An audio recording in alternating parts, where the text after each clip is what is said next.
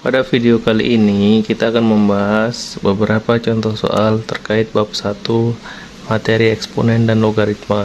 Sebelum mempelajari materi eksponen dan logaritma, pahami dulu terkait 5 sifat eksponen. Nah, kita langsung ke contoh soalnya.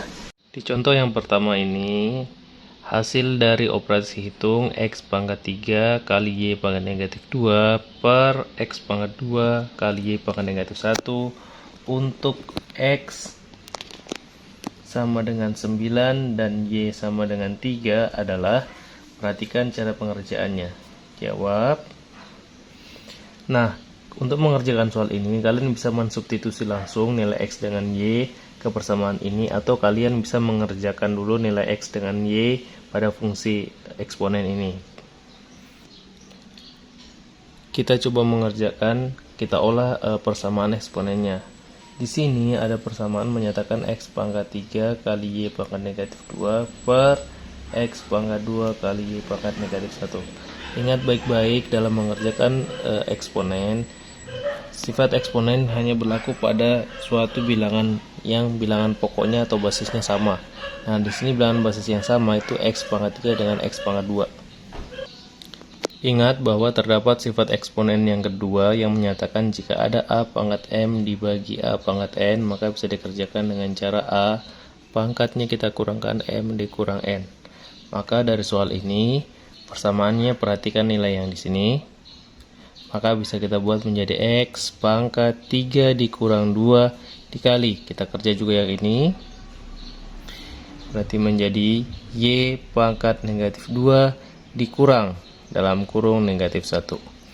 Maka tinggal kita kerjakan, maka persamaannya menjadi X 3 kurang 2 hasilnya 1.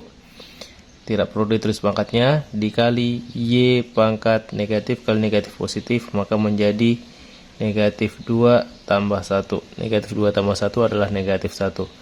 Maka persamaan ini menjadi X per Y.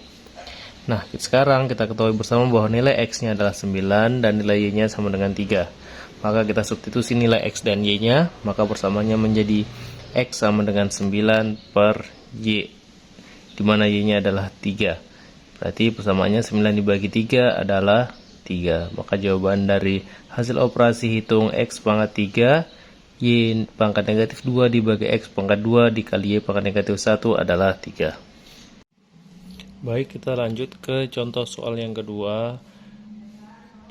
Jumlah penduduk Palestina di Gaza sebanyak 2 juta jiwa, namun akibat pembantaian yang dilakukan Zionis Israel, penduduk Palestina tewas setengah setiap pekan. Pertanyaannya, berapakah sisa penduduk Gaza pada pekan keempat? Nah, untuk menjawab soal ini, kita bisa mengerjakan menggunakan konsep fungsi eksponen. Perhatikan baik-baik.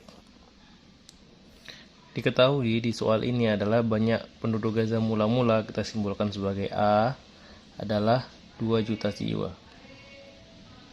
Kemudian kita hitung T-nya selama 4 pekan. Berarti T-nya sama dengan 4.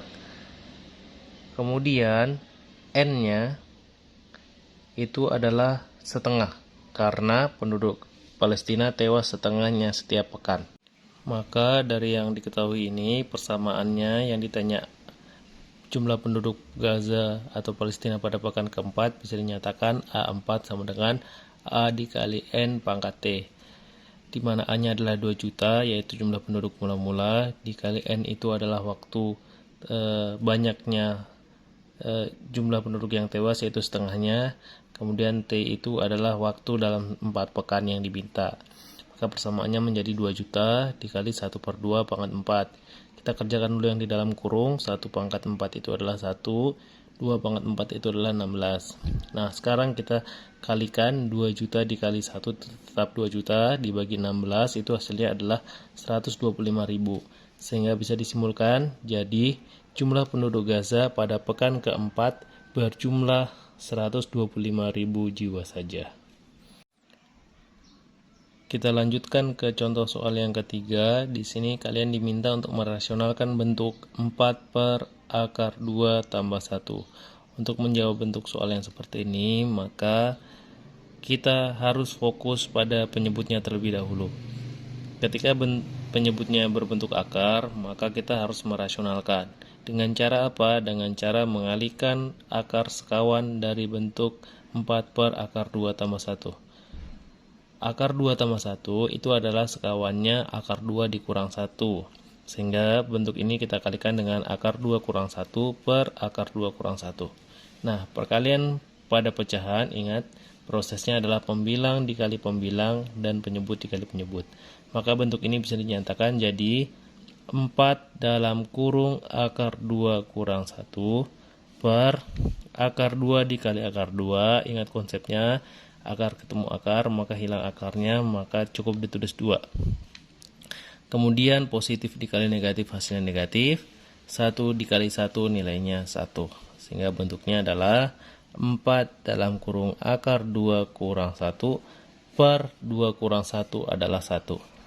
Sehingga bentuk ini bisa kita sederhanakan menjadi 4 dalam kurung akar 2 kurang 1. Kita lanjut ke soal yang keempat. Di sini ada logaritma 9 basis 3 ditambah logaritma 3 pangkat negatif 1 basis 3. Untuk mengerjakan soal konsep logaritma, maka ingat kembali dan pahami sifat-sifat logaritma. Terdapat 9 sifat-sifat logaritma, jadi diingat dengan baik. Nah, untuk mengerjakan soal ini, jawab, maka kita perhatikan bilangan di sini. Untuk yang bagian pertama, bentuk yang pertama itu kita bisa modifikasi menjadi logaritma 9 itu bentuknya 3 pangkat 2 berbasis 3. Ditambah logaritma 3 pangkat negatif 1 basis 3 itu kita bisa konsepkan menggunakan sifat logaritma. Negatif pangkatnya ini kita bisa taruh di depan, maka menjadi negatif 1 logaritma 3 basis 3. Sekarang kita lanjut pengerjaannya. Bentuk ini karena ada pangkat di sini bisa kita letakkan di depan, maka menjadi 2 logaritma 3 basis 3. Positif kali negatif hasilnya adalah negatif. Ini adalah logaritma 3 basis 3. Satunya nggak perlu ditulis karena sudah melekat di dalam sini. Oke. Sekarang bentuk ini kita lanjut, maka hasilnya adalah logaritma 3 basis 3, ingat nilainya adalah 1, maka nilainya adalah 2 dikali 1 dikurang logaritma 3 basis 3 itu nilainya 1 lagi. 2 dikali 1 adalah 2 dikurang 1, maka hasilnya adalah 1. Jawabannya. Baik, di bab 2 tentang materi barisan dan deret bilangan, kita akan masuk ke contoh soal yang nomor kelima. Di sini diketahui suku kedua adalah 7, suku keenam adalah 23 dari suatu barisan aritmatika. Kalian diminta untuk menentukan jumlah 5 suku pertama. Untuk menjawab soal ini, maka kita ingat kembali terlebih dahulu rumus suku KN dari suatu barisan aritmatika. Rumus suku KN dari suatu barisan aritmatika dinyatakan UN sama dengan A tambah buka kurung N kurang 1 kali B. Nah, sekarang kita punya dua informasi bahwa U2 adalah 7, U2 adalah 7, maka U2 itu bisa kita modifikasi menjadi A tambah dalam kurung N-nya adalah 2, berarti ganti 2 kurang 1 kali B. Atau bisa dinyatakan berlaku A tambah 2 kurang 1 itu adalah 1, 1 dikali B adalah B, sama dengan 7. Kemudian informasi yang kedua yaitu U6 adalah 23. Kemudian U6 kita bisa buat rumusnya, maka persamaannya adalah A tambah dalam kurung 6 kurang 1 kali B. Atau bisa dinyatakan menjadi A tambah 5B sama dengan 23. Nah, setelah kita dapat dua persamaan ini, maka persamaan ini bisa kita nyatakan sebagai persamaan pertama dan ini adalah persamaan kedua. Perhatikan baik-baik persamaan pertama dan kedua. Persamaan pertama adalah A ditambah B sama dengan 7 dan persamaan kedua adalah A ditambah 5B sama dengan 23. Nah, menggunakan sifat eliminasi, kita bisa eliminasi nilai variabel A. Maka eliminasi A, maka akan diperoleh nilai B. Eliminasi A, perhatikan tandanya karena sama-sama positif, berarti kita kurangkan. Maka hasilnya A dikurang A 0, tidak perlu kita tulis. B dikurang 5B hasilnya adalah negatif 4B. Sama dengan 7 dikurang 23 sama dengan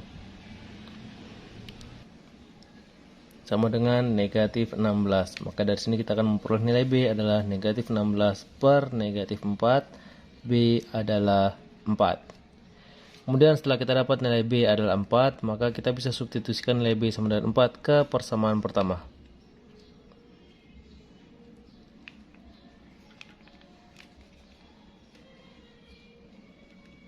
Persamaan pertama menyatakan A ditambah B sama dengan 7, maka persamaannya menjadi A ditambah B-nya adalah 4, berarti tambah 4 sama dengan 7. Berapa ditambah 4 sama dengan 7? Itu adalah 3, maka kita akan peroleh nilai A adalah 3. Setelah kita dapat A-nya sama dengan 3 dan B-nya sama dengan 4, maka kita bisa mencari apa yang diminta di soal, yaitu jumlah 5 suku pertama. Ingat kembali bahwa jumlah 5 suku pertama itu merupakan pertanyaan terkait deret. Rumus deret adalah Sn sama dengan N per 2 dalam kurung 2A tambah N kurang 1 kali B.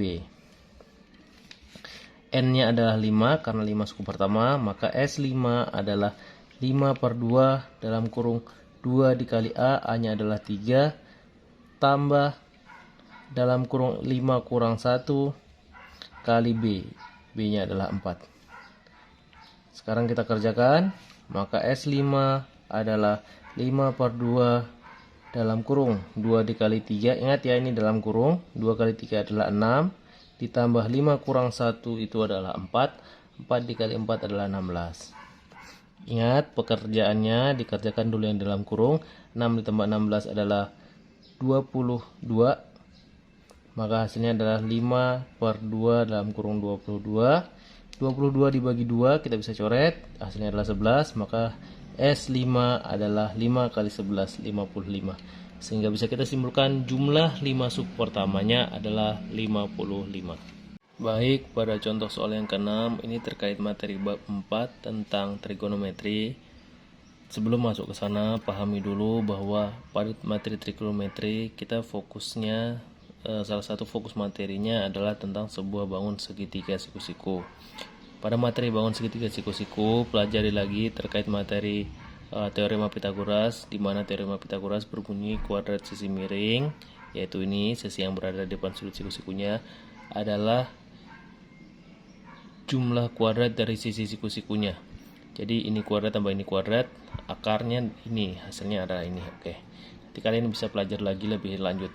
Nah, di sini disajikan bahwa terdapat sebuah segitiga PQR di mana panjang PQR adalah 6, panjang QR adalah 8, kemudian ada panjang PQ yang belum diketahui.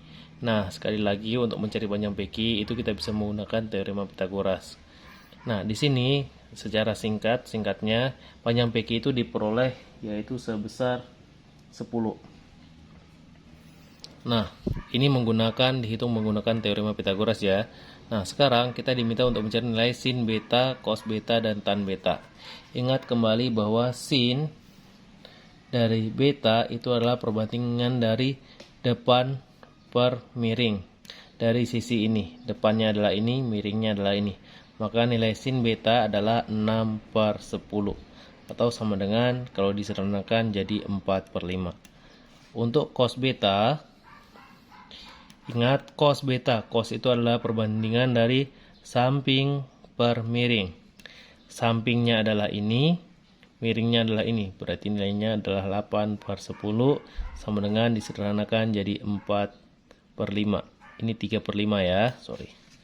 Nah, untuk tan beta itu adalah perbandingan dari depan per samping. Maka nilainya adalah 6 sebagai sisi depan, samping adalah 8. Maka nilainya adalah 6 per 8. Sama dengan 3 per 4. Seperti itu saja.